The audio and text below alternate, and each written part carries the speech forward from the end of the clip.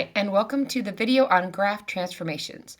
In this video, we're going to graph functions and look at their horizontal and vertical shifts. We're going to talk about reflections about both of the axes. We're going to graph functions using compressions and stretches. And finally, we're going to recognize these different transformations from the formulas and from the graphs. Let's go ahead and look at our first example.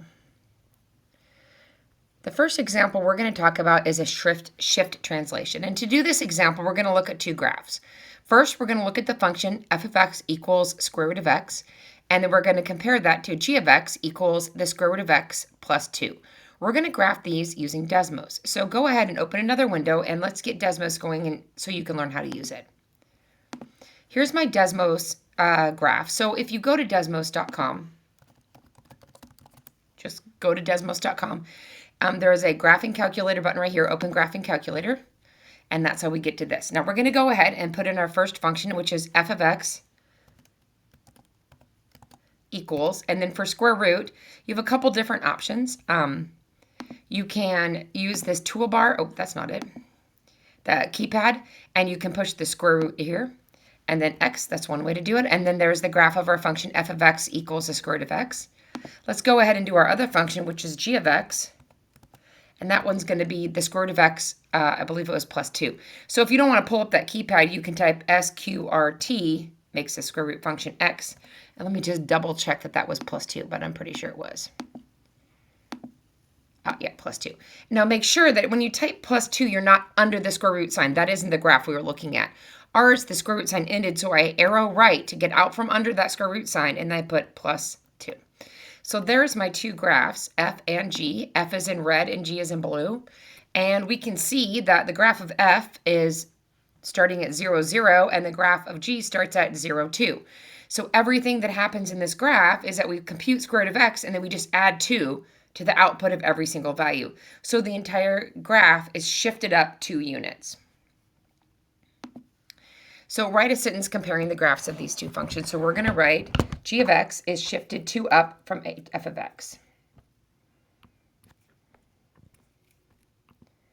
G of x is shifted 2 units up from f of x. All right, let's think about a third function, h of x, and h of x is the square root of x minus 3. Let's make a prediction. What do we think is going to happen? Well, we're going to compute the square root of x, and then every time we're just going to subtract 3 off the output. So we think that the graph of f of x will be shifted down 3 units. And let's go back to Desmos and check. So I'm going to click back to that window. And let's go ahead and put h of x in here.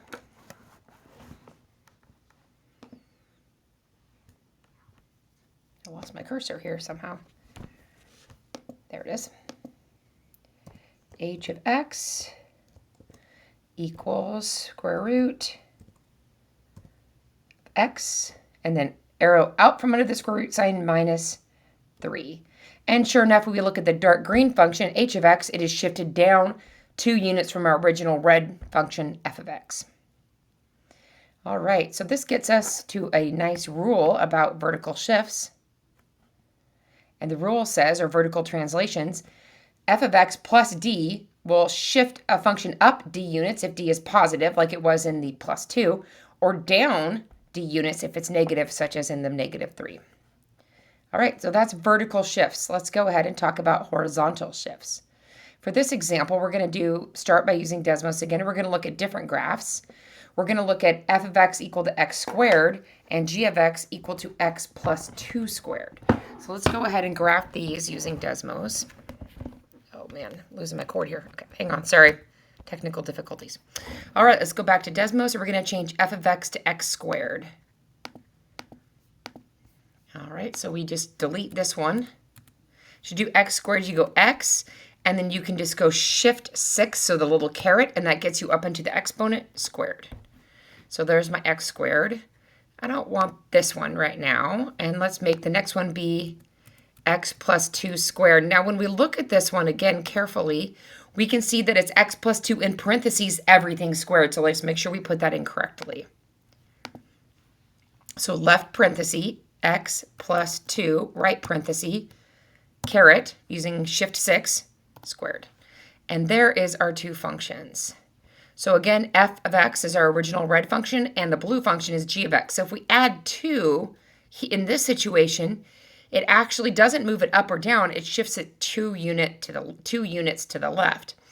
And so what is happening here is we are not adding to the output. We're not computing x squared and then adding something on.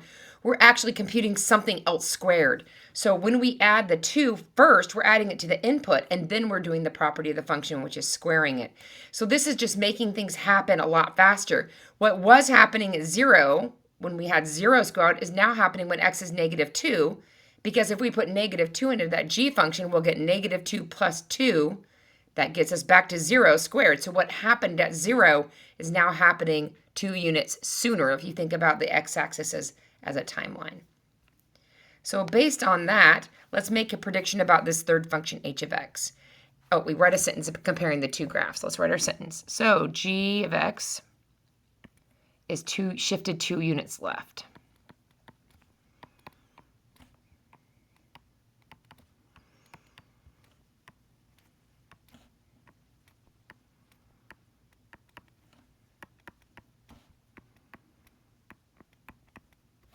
All right, so what do we think is going to happen with h of x equal to x minus 3, all in parentheses, squared? Well, if adding 2 shifted it left, I'm going to guess that subtracting 3 will shift f 3 units right.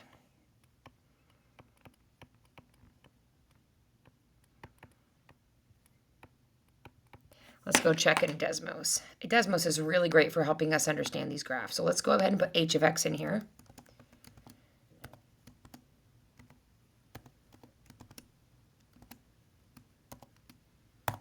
And they're purple this time, and it has shifted the red function 3 units to the right, and to get the purple function h of x.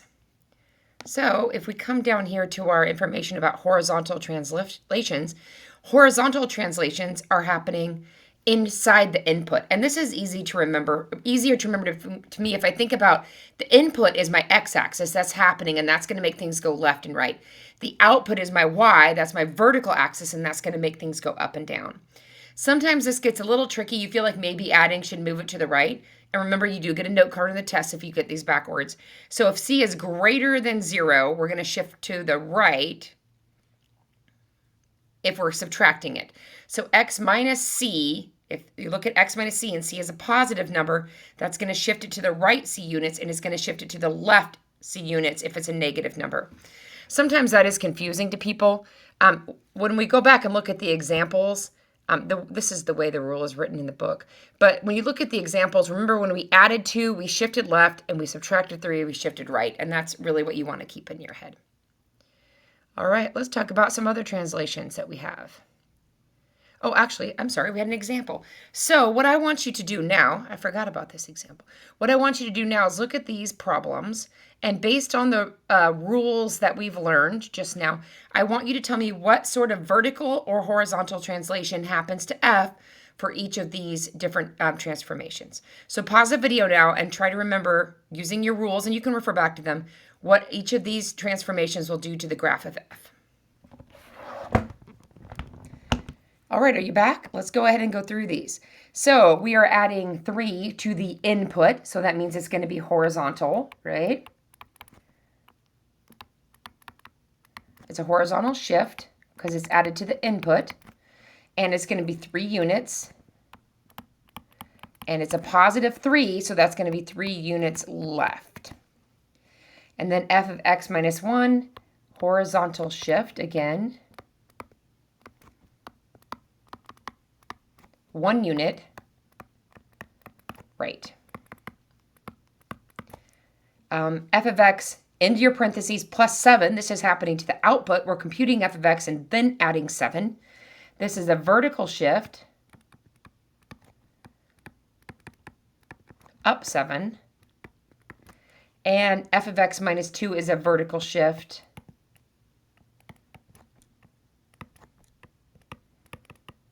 down 2. All right, let's keep going. Now we're going to talk about some new shifts. Oops, no, I'm going to push some crazy buttons. Here we go. Vertical shift down 2. All right, let's talk about reflections. So reflections reflect the functions either over the horizontal or over the vertical axis. If you multiply the function by a negative, that's going to be a reflection over the horizontal axis because every output value that was positive is now negative, and every output value that was negative is now positive. So that's shifting over the horizontal axis, was moving the positive values on the output to negative values on the output. F of minus x is a reflection over the vertical axis. So what was happening at a positive now 2 maybe is now happening at negative 2. And what used to happen at negative 2 is now happening at positive 2. So those values have switched. Let's go ahead and look at this, an example for this. And I like square root of x for this because it just has such a nice shape. Let's look at both of the functions. Let's look at our function f of x equal to square root of x. And let's think about what minus f of x would be and what f of minus f of x would be. What f of minus x would be. All right, so let's grab a whole new graph here. All right.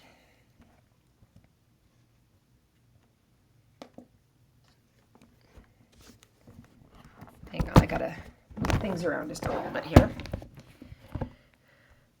All right, so f of x equals square root of x.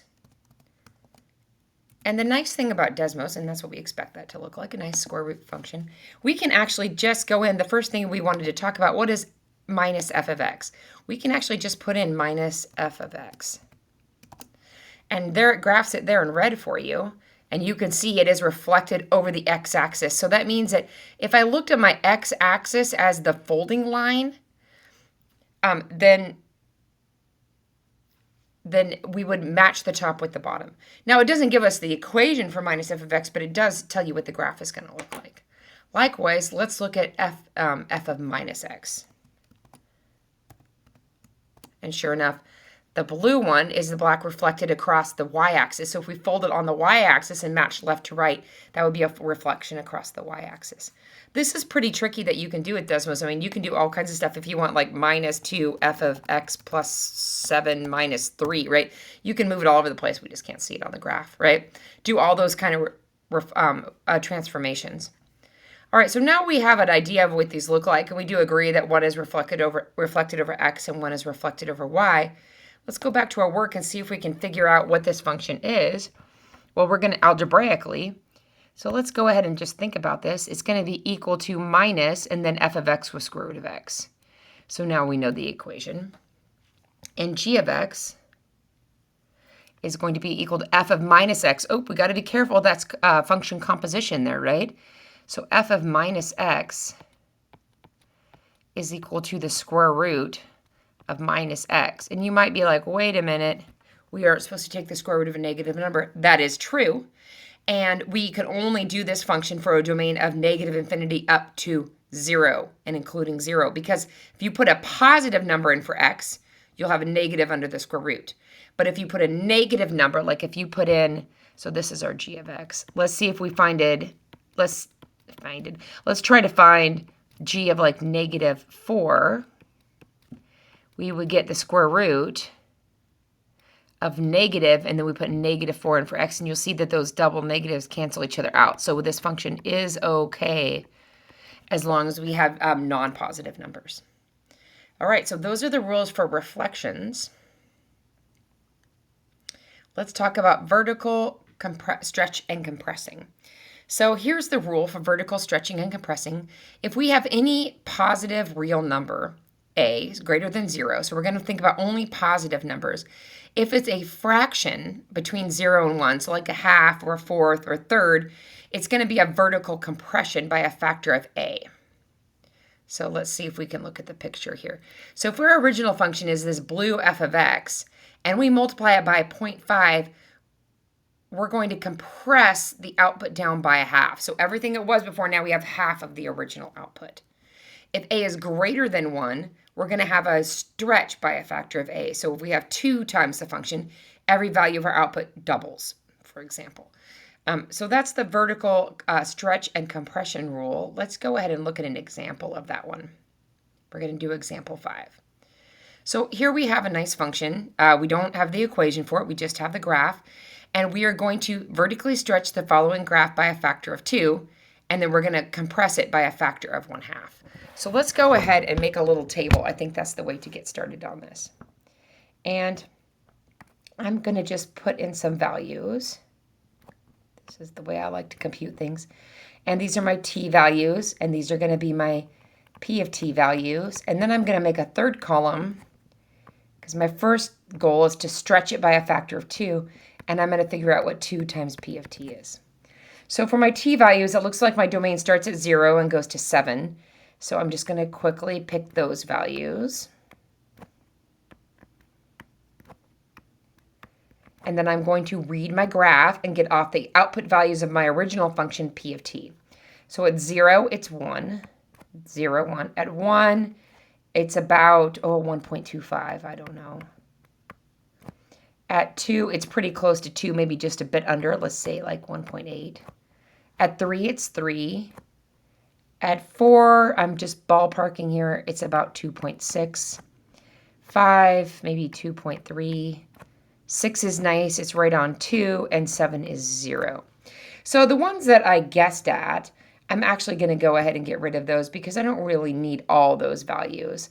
I'm not going to erase them. I'm just going to kind of skip over them. I'm going to kind of skip over this one, this one, this one, and that one. And now I'm going to go and double all those. So if my value of p of t is 1, then 2 times p of t is going to be 2. And if my value of p of t is 3, then twice that is 6, twice that is 4, and twice 0 is still 0. So when I'm at 0, instead of being at 1, I'm now going to be at 2. And when I'm at 3, input of 3, I'm now going to be up at 6. And when I'm at 6, I'm going to now be at 4. And when I'm at 0, I'm back down at 0. So now, stretching the graph, you can kind of get a feel for this. Here's the curve stretched up. Here's the, oh, whoops, I put that at 5 instead of 6. Sorry, guys. Oops, I got lined up wrong. That should be at 6. There we go. And then there's my line piece, and then straight down back to 0. So that's my stretch. I just stretched all my output values by a factor of 2. Now let's go ahead and just add onto this little chart. Let's go ahead and figure out what half p of t would be equal to.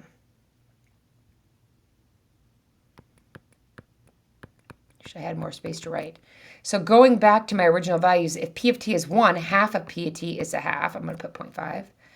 If p of t is 3, half is 1.5. If p of t is 2, half is 1. And again, 0 is 0. And I'll draw this one in blue. So at 0, if I'm compressing by a factor of 1/2, I'm multiplying all the outputs by 1/2, I would be down here to half. And at 3, I would be at 1.5. And at 6, I would be at 1. And at 7, I'm still at 0. So compressing that vertically would be like this shape. Then I have my straight line segment and my other line segment. So that's vertical stretching and compressing. And we really aren't going to get into it more than like an example of this level. And now let's talk about horizontal stretching and compressing. Same sort of an idea, except for we're going to be doing this to the input. Again, when we do things to the output, it happens to the vertical, and we do it to the input, it happens to the horizontal. So if we have a real number, positive real number, if a is a fraction, we're going to stretch by a factor of 1 over a.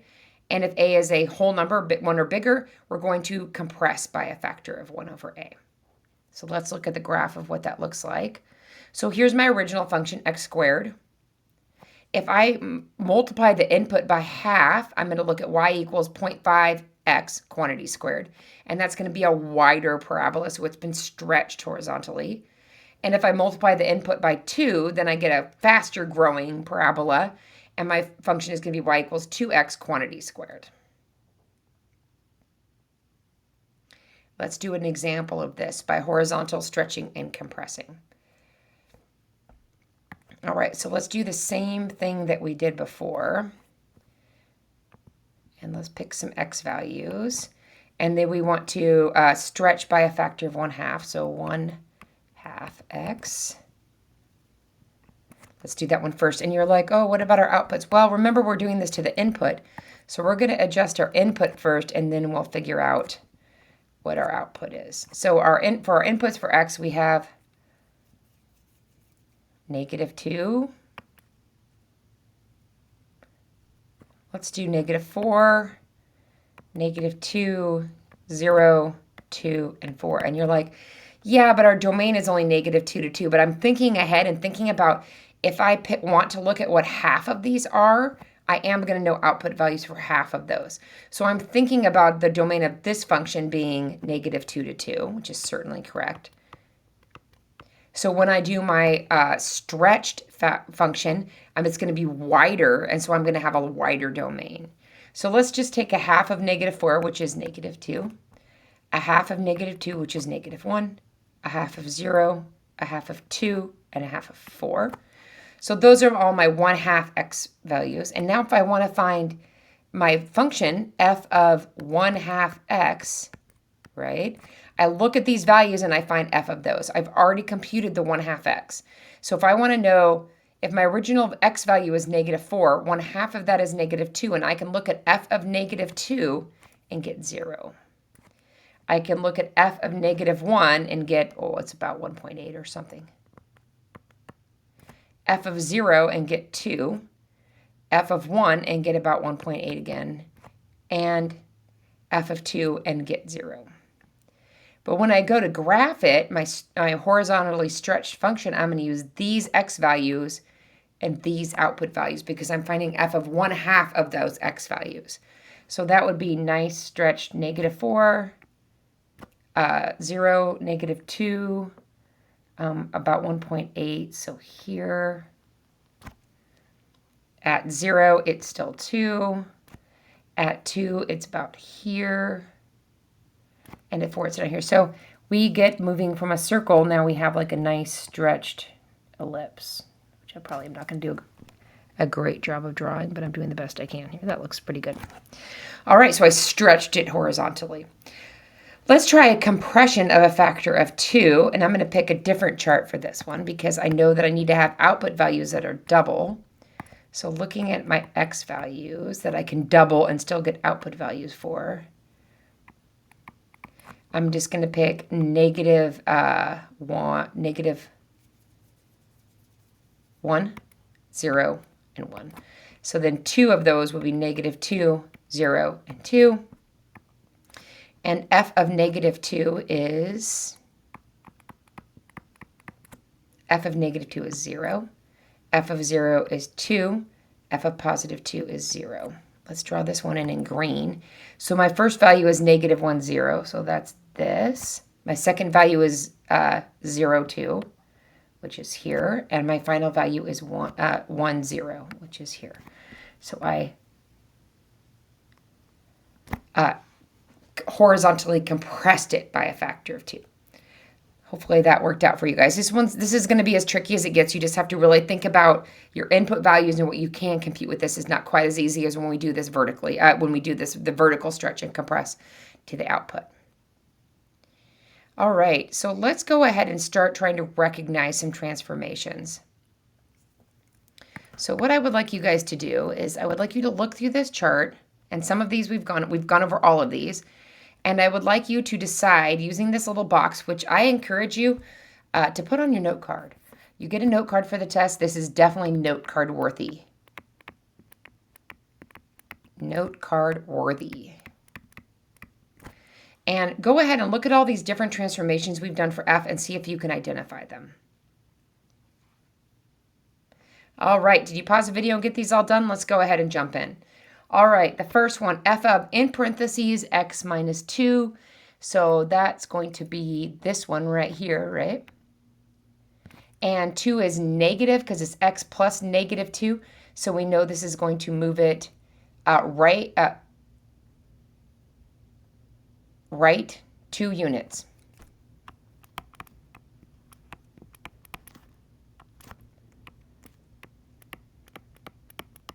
Right, 2 units.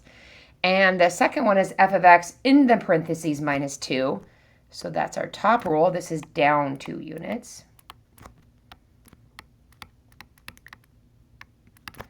All right, the third one, we have 3x times the input. So that's this guy, right? 3 is greater than 1. So this is going to be compressing it by a factor of 3, a horizontal compression.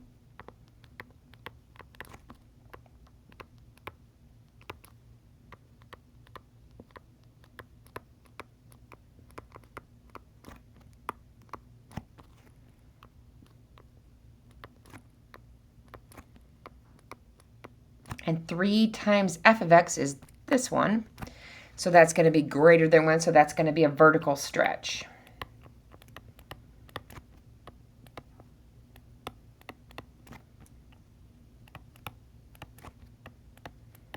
All right, f of minus x, that's the last one. That's going to be reflect across y-axis.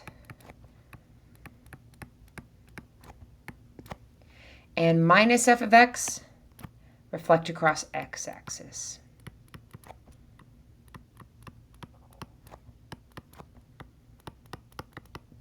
All right, and then we have some combos that we have down here. Those are a little bit harder. All right, let's look at these combination functions. So when we look at this 3 times the quantity f of x minus 2, remember you're always wanting to working from the inside out on these.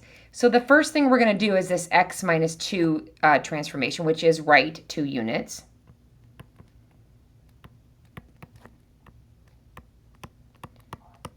And then the second thing that's going to happen is multiply by 3 on the outside, so that's a vertical stretch by a factor of 3.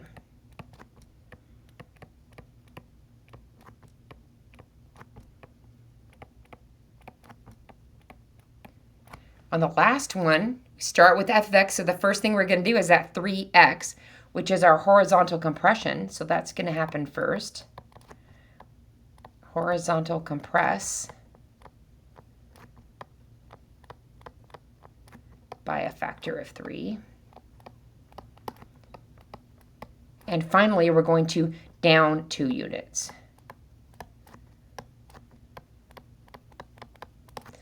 All right, let's look at our last example for this video. So this is recognizing transformations from a graph. So the first thing we're going to look at is we're going to look at all these different colored graphs, and we're going to try and match them up to which one's which. All right, so let's start. And the original function is our f of x equals x cubed. That's our original function, f of x equals x cubed. Which one of these is f of x equals x cubed? Well, let's think about it. At 1, it would be positive 1. So that looks like the black graph to me because at 1, 1 is on the black graph. And at negative 1, it would be negative 1, which is also on the black graph. So we know that the original function f of x is this black graph. All right, which one do we want? Let's just go right across the line. What would f of x minus 3 inside parentheses look like? Well, that would be 3 units shifted right. So we're going to go 3 units from our black graph, and we're going to get to this purple graph. So this one has to be f of x minus 3. It's shifted 3 units to the right. So that's the purple graph. Check. All right, f of x into your parentheses plus 2. So that's a shift 2 units up. If we look at our black graph and we shift everything up 2 units, we're going to get our red one. So the red graph, let me just write it up here, maybe. This is f of x plus 2. Let's just write it here. That's our red graph. Check. All right, so now we have our vertical and horizontal stretch and compression. So when we multiply by 2 on the outside of the function, what do we do? Let's go back and review our notes. We'll make sure we really understand this one. If we multiply by 2, it's going to stretch it in the y direction by a factor of 2. So if we think about this black graph and we stretch it in the y direction by a factor of 2, that means that we're going to take whatever this value at 1, and instead of being at 1 here, it's going to, what did I do? Instead of being at 1 here, it's going to be at 2, which if we look at this blue graph right here, we went from 1 to 2. So if we take the black graph and stretch it by a factor of 2, we get the blue graph. Same thing here. We take the 1 and it goes down to 2. So that means the blue graph must be 2 times the quantity f of x. So we figured out that one. Well, by process of elimination, obviously this has got to be the green one, but let's think about it for just a second. So remember, we're going to stretch horizontally by a factor of 2 when we multiply by 1/2 on the inside. So what was happening here at 1, is now going to happen at 2. And you can see this point on this black graph got stretched to this point. And the point on the black graph here got stretched out to that point. So the green one is f of 1/2x. All right, well, I hope this video was useful for you.